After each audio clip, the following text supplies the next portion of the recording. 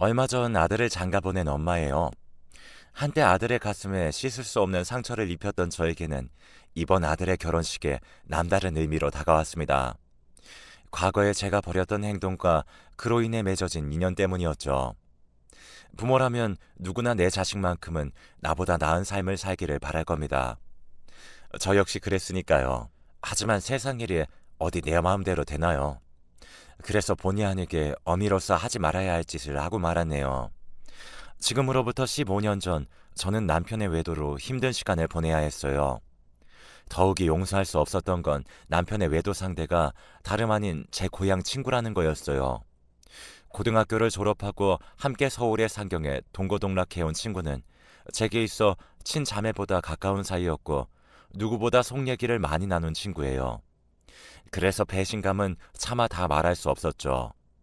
썩은 가지 잘라내듯 쳐낼 수 있는 상대는 아니라는 게 가장 큰 문제였어요. 함께 해온 시간이 길었던 만큼 제 기억 속엔 친구와의 추억이 가득했거든요. 그러니 기억이 살아있는 한 영원히 고통스러울 수밖에요. 남편이요? 남편한테는 그다지 미련이 없었어요. 신혼 초부터 여자 문제로 말썽을 피워온 인간인지라 애저녁에 마음이 멀어졌었거든요. 그럼에도 부부의 연을 끊지 못했던 건 하나뿐인 아들 때문이었어요. 내 아들이 부모의 이혼 때문에 남들에게 손가락질밖에 하고 싶지 않았거든요. 그런데 그 마지막 신념마저 무너지게 한 사건이 벌어진 거예요. 바로 제 아들의 한마디 때문이었죠. 제발 내 탓 좀 하지 마. 지긋지긋해. 나 때문에 참고 산다고? 웃기시네. 엄마는 그저 혼자 살 용기가 없었던 거야. 그러니까 내 핑계 좀 대지 말라고. 그 말을 듣는 순간 저는 망치로 머리를 세게 얻어맞은 것처럼 정신이 멍했어요. 지도 남자라고 아파 편을 드는 꼴을 보니 억장이 무너지더라고요. 애비고 자식이고 꼴도 보기 싫었어요. 이 인간들과 더는 한 공간에 머물기 싫을 정도로요. 그래서 결심을 하게 된 거예요. 집을 나오기로요. 절이 싫으면 중이 나와야지 어쩌겠어요. 어디 나 없이 니들끼리 잘 살아봐라 하는 심정이었죠. 홧김에 짐을 싸들고 집을 나오긴 했는데 막상 나와보니 갈 곳이 없더라고요. 당연하죠. 지금껏 집안 살림만 하고 살아온 제가 갈 곳이 어디 있겠어요. 제일 친한 동물하고 하나 있는 건 철천지 원수가 돼버린 마당이니 말이에요. 그렇다고 친정으로도 갈 수 없었어요. 이날 이때까지 표현도 한번 못하고 그렇게 산 주제에 40줄에 들어 남편과 자식 버리고 집 나왔다는 말을 어떻게 해요? 그래서 막막한 심정에 정처 없이 길을 걸으며 한참을 울었어요. 살면서 남의 가슴에 못 박은 적도 없고 남보다 더 갖겠다고 악다구니를 써본 적도 없는데 왜 나한테 이런 시련이 닥친 건지 억장이 무너지더군요. 그렇게 몇 시간을 걸었나 몰라요. 날은 저물고 갈 곳 없는 발걸음은 제 가방보다 더 무거웠어요. 그래, 몸 누일 곳이나 찾자 했는데 맙소사 여관비가 3만 원이나 하지 뭐예요. 그때 제가 세상 물정도 모르던 때라 여관비 3만 원이 크게 느껴졌어요. 그래서 입술만 달싹이고 있었는데 여관 주인은 방 달라는 말도 없고 서 있는 제가 한심해 보였는지 한숨을 쉬며 손가락으로 길 건너 찜질방을 가리키더군요. 정 안 내키면 여기서 이러지 말고 길 건너 찜질방이나 가봐요. 거기엔 7천 원이면 될 거예요. 3만 원도 손 떨려서 못 쓰는 여자가 무슨 주변머리로 집을 나왔나 몰라. 비꼬는 듯한 여관 주인의 말투에 그동안 억누르고 살았던 분노가 순식간에 터져나왔어요. 아줌마가 뭘 한다고 그래요? 내가 집을 나오든 말든 아줌마가 무슨 상관이냐고요? 3만 원이요? 그깟 돈이라면 나도 있어요. 그러니까 함부로 말하지 마세요. 이젠 상전처럼 받들고 살 남편도 없고 내 등골 빼먹고 살 아들도 없으니까 그깟 돈 좀 쓴다고 무슨 대수겠어요? 나도 이젠 나한테 돈 써가면서 살 거라고요. 그러니까 무시하지 말아요. 서슬퍼런 제 말에 여관 주인은 더 이상 아무 말도 하지 않았어요. 그리고는 안 됐다는 듯 쳐다보더군요. 그 눈빛이 더 화가 났어요. 나를 동정하는 듯한 눈빛에 더 자존심이 상했거든요. 서글펐어요. 내가 뭘 잘못했다고 처음 본 사람한테 이런 동정을 받아야 하나 싶었거든요. 친구 부인과 바람난 남편 놈이나 친구 남편이랑 놀아난 친구라는 것이나 그런데도 지 아빠 편을 드는 아들이나 다 꼴보기도 싫었어요. 그런데 그보다 더 싫은 건 바로 저였어요. 이런 와중에도 돈 3만 원에 벌벌 떨었던 제 자신 말이에요. 그래서 분풀이 하듯 소리쳤어요. 여기 3만 원 있어요. 방 주세요. 씩씩거리며 지갑에서 10,000원짜리 3장을 꺼내어 내밀었더니 아주머니가 애처로운 눈으로 저를 보더라고요. 그리고는 방 열쇠를 내주었어요. 그렇게 저는 작은 여관방에서 무려 열흘이나 보내게 되었습니다. 그러던 어느 날이었다죠. 여관 주인이 제 방으로 찾아왔더라고요. 무슨 사정이 있는지는 내 모르겠지만 어지간하면 집에 들어가요. 남편이랑 자식도 있을 텐데 언제까지 여관방에서 이러고 있을 거야. 나야 돈 벌고 좋지만 그래도 이건 아니지. 그러니 그만 집에 들어가요. 네? 이것도 인연이라고 그간 정이 든 여관 주인은 제 걱정을 해주었어요. 그 마음 때문인지 아니면 그동안 받아본 적 없는 위로 때문인지 저는 제 상황을 털어놓게 되었죠. 그러자 주인 여자는 자기 일처럼 광분하더니 며칠 뒤에 제게 일자리를 알선해 주었어요. 그깟 논팽이는 있고 자기 힘으로 벌어서 신나게 쓰고 살라고요. 여자는 자기 몸 검사할 돈만 있으면 혼자 사는 게 이득이야. 정신 나갔어. 바람난 남편에 싹퉁머리 없는 아들 뒤치다거리나 하며 살게. 일단은 먹고 잘 곳이 필요하니까 입주 가능한 곳으로 들어가는 게 좋을 거야. 그동안 살림만 하고 살았으니 남의 집 살림도 할 수 있을 거 아니야. 여관 주인 소개로 간 곳은 중소기업을 운영하는 사장님 집이었어요. 그곳에서 저는 입주 가정부로 일하게 되었는데 주인집 내외가 인품도 좋고 일도 힘들지 않아서 지낼만 하더라고요. 그 집에서 한 3년 정도 일했을까요? 어느 날 집으로 남편이 찾아왔더군요. 여보, 내가 죽을 죄를 지었어. 그러니 이제 그만 화 풀고 집에 갑시다. 내가 용서해달라는 말은 안 할게. 하지만 우리 영민이 생각을 해야지. 그게 요즘 통 마음을 못 잡고 살아. 흥신소를 통해 제가 있는 곳을 알게 된 남편은 울먹이며 저에게 사과를 하더군요. 하지만 이미 마음에서 멀어진 남편의 사과는 그리 제 마음에 닿지 않았어요. 하지만 내 배로 낳은 자식놈은 못내 사무치도록 그립더군요.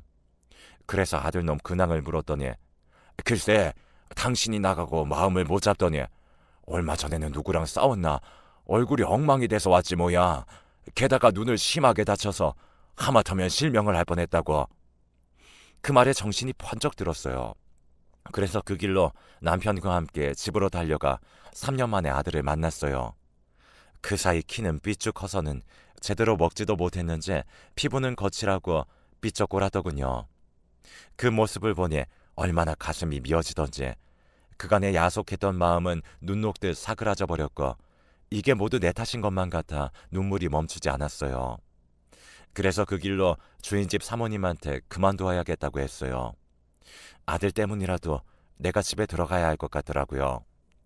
처음엔 월급을 인상해달라고 이러는 줄 알았던 사모님은 얼마 올려주면 되겠냐고 묻더군요. 사모님, 설마 제가 자식을 팔아서 돈을 올려받겠다고 이러겠어요? 같은 자식 키우는 입장인데 어쩜 그런 생각을 하세요? 3년 넘게 저를 봐오셨으면서 저를 그렇게 모르세요? 정말 서운해요, 사모님. 제가 울먹이며 한 소리 했더니 사모님은 너무 미안해하시며 사과하셨어요. 그리고는 의외인 제안을 하더라고요. 파출부로 나와달라고요. 어차피 돈을 벌어야 하잖아. 그럴 거면 딴 데 가서 일할 생각 말고 우리 집에 파출부로 오면 되잖아요. 우리 유경이도 아주머니한테 정이 너무 많이 들었고 바깥 양반도 아주머니 음식이 입에 맞다고 좋아하거든요. 어때요? 생각 있어요? 따지고 보면 나쁜 조건은 아니었어요. 이렇다 할 기술도 없는 제가 어디서 그런 큰 돈을 벌 수 있겠어요. 그래서 하겠다고 했어요. 그렇게 저는 집에 들어와 살면서 입주 가정부로 살던 집에 파출부로 나가게 되었어요. 3년 만에 집에 들어간 저는 나 때문에 아들 녀석이 다친 것만 같아서 아들을 볼 때마다 죄책감에 시달렸어요.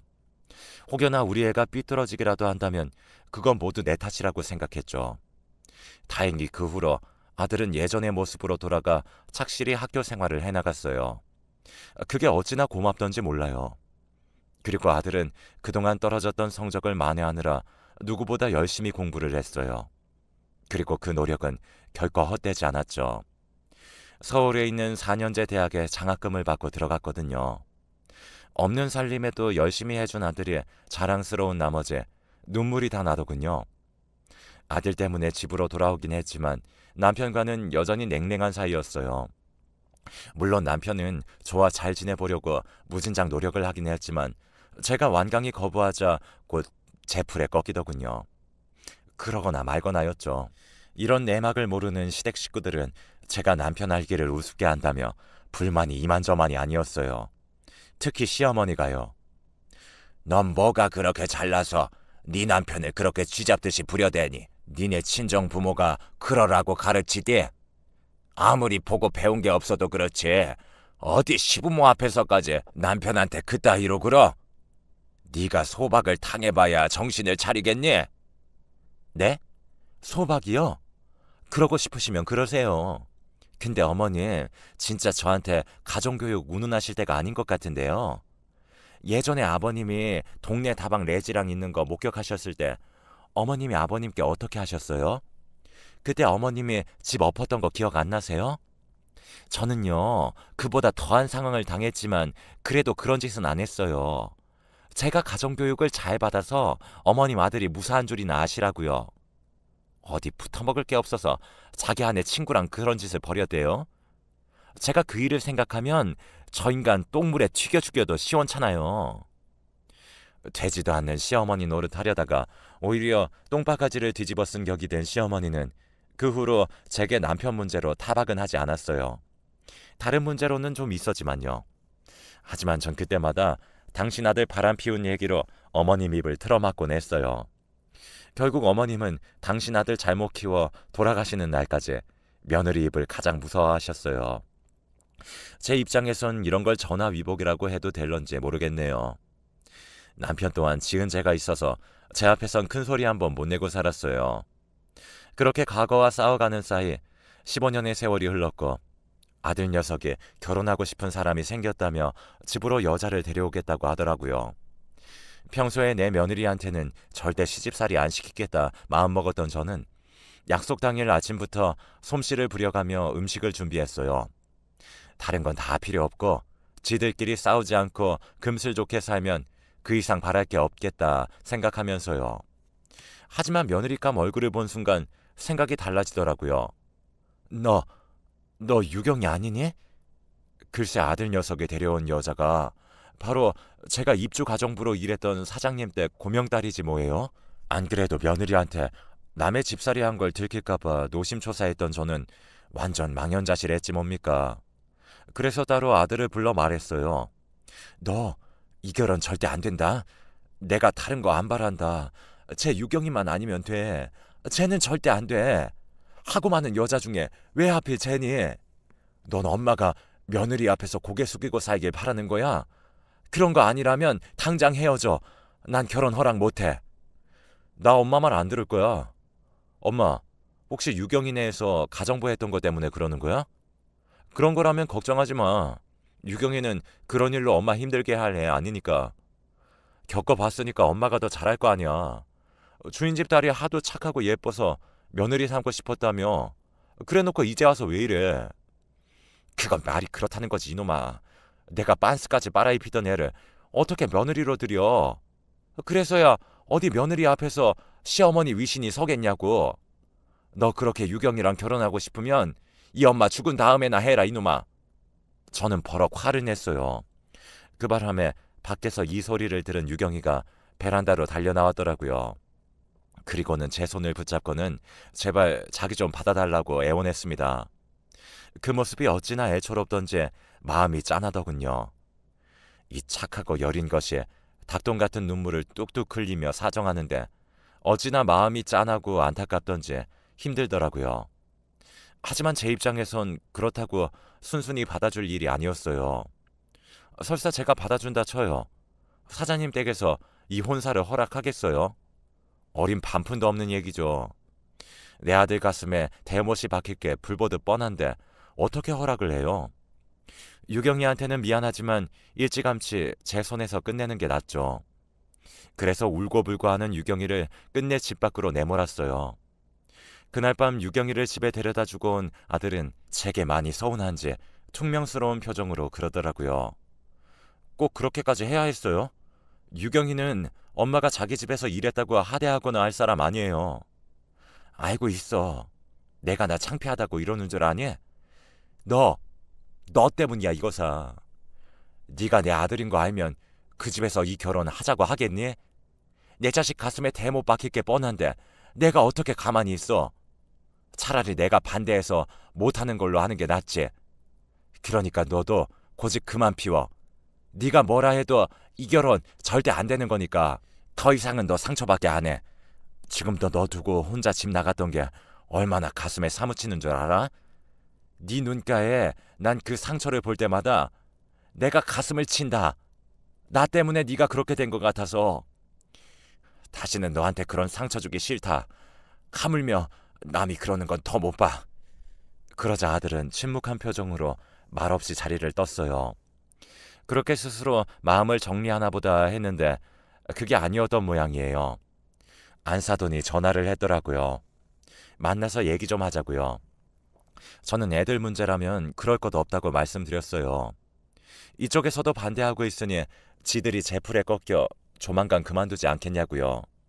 그랬더니 안사돈이 아니에요. 저는 그 얘기를 하려고 만나 뵙자고 하는 게 아니에요. 자세한 얘기는 직접 만나서 드릴게요. 라고 하는 거예요. 그렇게 해서 양가 내외는 서울 모처에서 만나게 되었어요. 남편이 어차피 결혼을 시킬 것도 아니라면 굳이 만날 이유가 있겠냐고 반대를 했지만 그래도 말은 들어봐야 할 것 같아서 남편을 데리고 약속 장소로 나갔어요. 그 집 일을 그만둔 지 7년이 넘었지만 소탈한 모습이 예전 그대로였어요. 안사돈은 저를 보자마자 달려와 두 손을 꼭 잡고는 그간 어떻게 지냈냐고 하며 안부부터 물어봤어요. 그 덕분에 어색할 줄 알았던 분위기는 다행히 부드럽게 흘렀어요. 몇 마디 나누다 보니 오랜만에 만난 친구처럼 그렇게 편할 수가 없었죠. 전에 유경이 내에서 일을 할 때에도 안사돈은 부리는 사람 대하듯 하지 않았고 마치 동네 언니처럼 친근하게 대해주었거든요. 그렇게 가벼운 일상 인사를 주고받으며 분위기는 부드럽게 흘렀어요. 그러다 본격적으로 오늘 이 자리를 마련한 이유가 나오기 시작하면서 분위기가 무거워졌죠. 시작은 박하사돈이 열었어요. 오늘 이 자리를 마련한 건 다름이 아니라 정원이 어머님께 감사 인사와 함께 사과를 드리기 위해서입니다. 아시는지 모르겠지만 15년 전 우리 유경이가 한동안 방문을 걸어 잠그고는 방에서 안 나오던 적이 있지 않았습니까? 그땐 이유를 물어도 대답을 않더니 유경이를 통해서 며칠 전에야 그 이유를 듣고 얼마나 놀랐는지 모릅니다. 15년 전 제가 유경이 내에서 입주 가정부로 일한 지 반년쯤 된 때였어요. 유경이가 독서실을 간다고 나간 지 얼마 안 돼서 다시 집으로 돌아온 적이 있어요. 뭘 빠뜨리고 갔나 했는데 무슨 일이 있었는지 겉옷이 찢긴 채 옷 안쪽에 피가 묻어 있더라고요. 게다가 잔뜩 겁을 집어먹은 얼굴로 금방이라도 울음을 터뜨릴 것 같았죠. 무슨 일 있었냐고 물어도 대답도 않고 그대로 방으로 들어가 문을 잠갔어요. 그리고 며칠 동안이나 방 안에 틀어박혀 밥도 안 먹고 바깥 출입도 하지 않았어요. 사장님 내외가 아무리 방문을 두드리고 그렇게 불러도 요지부동이었습니다. 학교도 가지 않은 채 말이죠. 그러한 유경이를 방에서 꺼낸 건 편지 한 통이었죠.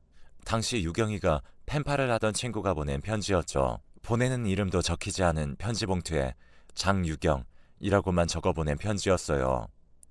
사장님 내외 몰래 유경이 방 앞에 가서 편지가 왔다고 했더니 잠시 뒤 방문을 빼꼼 열고는 편지만 가지고 가더군요.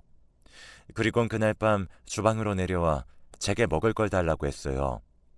며칠을 굶은 터라 쌀밥보다는 죽이 좋을 것 같아서 야채를 다져 야채죽을 만들어 주었죠. 죽 한 그릇을 다 먹은 유경이는 내일은 학교에 갈 테니 아침에 도시락을 싸달라고 하더라고요. 비록 제 딸은 아니지만 자식을 키우는 입장에서 그 말이 그렇게 반가울 수가 없더라고요. 그래서 다음날 도시락은 평소 유경이가 좋아하던 반찬으로 싸주었던 기억이 나요. 바깥 사돈은 이야기를 이어갔어요. 독서실에 가다가 불량 배들을 만나 몹쓸 짓을 당할 뻔했다지 뭡니까. 그런데 마침 근처를 지나던 중학생이 유경이를 구해주었다더군요. 그게 바로 사부인 아들인 정원입니다. 그 말을 듣는 순간 머리카락이 쭉 하고 서버렸지 뭐예요. 머릿속에 떠오르는 일이 있었거든요. 제 아들이 실명위기에 처할 정도로 다쳐서 돌아왔던 그 일이었죠. 그게 유경이를 구하려다 그랬던 거라니 손이 부들부들 떨렸어요. 왜 안 그러겠어요? 아무리 좋은 일을 하다 그런 거라지만 하마터면 내 자식 눈이 멀 뻔했는데요. 생각이 거기까지 미치고 보니 이 결혼은 절대로 안 되겠다는 생각이 들었어요. 그때였죠. 안사돈이 제 손을 덥석 잡더니 다짜고짜 사돈이라고 부르지 뭐예요. 사돈, 우리가 이런 인연으로 다시 만날 줄 누가 알았겠어요. 우리가 인연은 인연이었나 봐요. 뭐라고요? 인연이요? 누가 그래요? 사모님한테는 제 아들이 자기 딸을 구해준 은인이었는지 모르겠지만 저한테 유경이는 내 아들 눈멀게 만들 뻔한 악연으로밖에 안 보이네요. 사모님한테 유경이가 귀한 것처럼 저한테는 제 자식이 중요하니까요. 그리고요, 저는 이 결혼 결사 반대입니다. 내 눈에 흙이 들어가기 전에는 애들 결혼 절대 안 시킨다고요. 너무 화가 나서 온몸에 열이 확 오르는 기분이었어요. 그런데 그때 바깥 사돈이 제 앞에 무릎을 꿇지 뭐예요. 그러자 안사돈도 얼른 무릎을 꿇었어요. 정원이 어머님, 용서해 주십시오. 부모 마음은 다 같은 건데 저희가 생각이 짧았습니다. 내 자식이 귀하면 남의 자식도 귀한 법인데 정원이 어머니 마음을 헤아리지 못했어요. 늦었지만 진심으로 사과드립니다. 막상 이렇게까지 과한 사과를 받고 보니 내가 더 못된 시어머니처럼 보이는 것 같아서 기분이 좋지만은 않았어요. 그래서 불편한 마음에 사부인을 억지로 일으켜 세웠어요. 제발 이러지 마세요. 이러시면 제가 뭐가 됩니까? 울고 싶은 사람 뺨치는 것도 아니고. 이러셔도 저는 결혼 허락 못해요. 그러니까 그렇게 아세요. 유경아, 아줌마가 미안하다. 하지만 난 널 며느리로 들이기 싫어. 네가 싫어서가 아니라 우리가 만난 상황이 불편해서 그런 거니까 너무 상처받지는 말아라. 미안하다. 저는 그 길로 자리에서 일어나 집으로 와버렸어요. 그런데 그날 밤 제 아들이 술에 잔뜩 취해 돌아왔더라고요. 아들이 저를 보자 제 어깨를 흔들며 자기는 유경이 아니면 안 된다고 울고불고 난리를 치더라고요. 이게 하다하다 술고장으로 지 엄마한테 반항하나 싶었죠. 그래서 아들 손을 뿌리치고 안방으로 들어와 버렸어요. 그렇게 며칠이 지났을까요? 옷장을 좀 정리하다가 아들 옷도 치워줄까 싶어 아들 방에 들어갔는데 벽장 안쪽에 조그만 상자가 하나 숨겨져 있더라고요. 뭔가 싶어 꺼내봤더니 편지들이었어요. 꽤나 오래전에 받았던 편지들인지 겉봉투에 찍힌 우체국 직인이 다 날아가 희미하더군요. 그런데 그때 제 눈에 확 들어온 이름이 있었어요. 보내는 사람 란에 적힌 이름이었죠. 장유경이라고 적혀 있었거든요. 그러면 안 되는 걸 알면서도 떨리는 손으로 수십 통이나 되는 편지를 다 읽어보았습니다. 그리고는 바닥에 주저앉아 대성통곡을 하며 울었죠. 편지는 15년 전 유경이가 제 아들한테 보낸 편지였어요. 당시 아들을 버리고 집을 나왔다는 죄책감에 그 또래 애들을 보면 아들 생각에 하루 종일 기분이 우울하고 그랬는데 그때마다 유경이한테 제 아들 얘기를 했었거든요. 그 얘기를 귀담아 들었던 유경이는 저를 통해 들었던 제 아들 학교와 반을 기억해 편지를 보냈던 모양이에요. 편지 내용은 하나같이 아들을 그리워하는 제 마음이 옮겨져 있었어요. 제가 유경이 도시락을 싸며 우리 아들이 제일 좋아하는 반찬이라고 했던 것, 같이 장을 보러 마트에 갔다가 남학생 옷을 보고는 아들 생각에 한참을 그 앞에 머물러 있었던 일과 문득 떠오르는 아들 생각에 눈시울 붉히던 제 모습들이 마치 영화 속 한 장면들처럼 가득 담겨 있었어요. 그리고 가장 마지막 편지에는 유경이가 자기 집으로 제 아들을 초대하는 글이 담겨 있더군요. 엄마한테 마음속으로만 미안해하지 말고 행동으로 보이라면서 집 주소를 적어 보냈더라고요. 그러니까 그날 아들이 그 동네를 찾은 건 유경이 때문이 아니라 나한테 사과하기 위해서였다는 거예요. 결국 내 아들을 위험에 빠뜨린 건 바로 저였어요. 유경이는 제 아들을 위험에 빠뜨리지 않았고 오히려 나와 아들을 화해시켜준 장본인이었던 거죠. 유경이가 아니었다면 제 아들은 제 마음을 알지 못했을 거고, 그랬다면 지금까지도 자기를 버린 엄마를 미워하며 살았겠죠. 아들이 공부를 열심히 하게 된 것도 유경이랑 같은 대학에 들어가기 위해서 그랬던 거였어요. 이 사실을 안 이상 그냥 넘어갈 수는 없었죠. 그래서 유경이를 불렀죠. 그리고는 오래전 일에 대한 감사와 함께 최근에 제가 가슴 아프게 했던 것들에 대해 사과를 했어요. 이렇게 예쁜 마음을 가진 아이를 몰라본 멍청한 아줌마를 용서해달라고 말이죠. 유경이는 그런 말씀 마시라며 오히려 제 눈물을 닦아주더라고요. 그렇게 우리는 15년에 걸쳐 맺어진 인연으로 고부 사이가 되었습니다. 그리고 지금은 세상에서 가장 사이가 좋은 고부로 살고 있답니다. 친구와 남편 때문에 세상의 배신감도 느끼고 그렇게 어느 정도 살아내다 보니 알 만큼은 다 안다고 생각했는데, 사람 인연이라는 것이 이렇게 사람을 치유하고 반성하게 만들 줄은 몰랐습니다. 우리 아들과 며느리한테 항상 고맙고 미안한 마음으로 살아가고 있어요. 여러분의 가정에도 건강과 복이 가득하길 바라며 좋은 인연들과 행복한 가정 이루시길 바랍니다. 제 사연을 마치겠습니다.